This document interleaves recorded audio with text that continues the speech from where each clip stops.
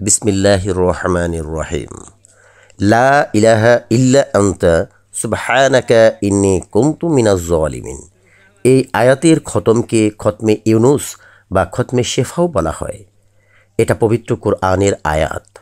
হজরত ইউনুস আলাইহিসসালাম সমুদ্র গর্ভে মাছের পেটে আবদ্ধ হয়ে তথা হতে মুক্তি লাভের উদ্দেশ্যে অত্যন্ত অনুতপ্ত হৃদয়ে আল্লাহ পাককে সম্বোধন করে এই আয়াত পাঠ করেছিলেন। আয়াতটির অর্থ হল, হে পরম করুণাময়, আপনি ব্যতীত অন্য কোনো উপাস্য নেই, আপনি মহাপবিত্র, নিশ্চয়ই আমি অত্যাচারীদের অন্তর্ভুক্ত।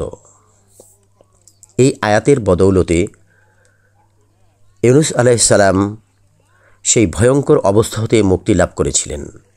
তাই এই আয়াতের ক্রিয়া আল্লাহর রহমতে সুনিশ্চিত।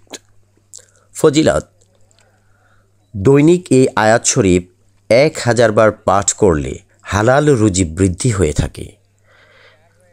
বিনা হিসেবে প্রত্যহ অনবরত পাঠ করলে সমাজে মান মর্যাদা এবং প্রভাব প্রতিপত্তি অত্যন্ত বৃদ্ধি পায়।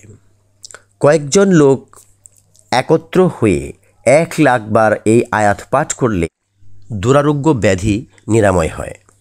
মামলা মোকদ্দমায় কিংবা অন্য কোনো রকম বিপদাপন্ন হয়ে কয়েকজন লোক মিলে 1,00,000 বার এই আয়াত শরীফ পাঠ করলে আল্লাহর রহমতে সব বিপদ হতে নিঃসন্দেহে মুক্তি পাওয়া যায়।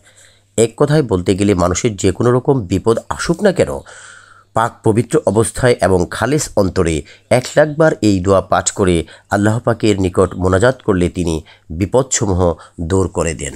সুবহানাল্লাহ।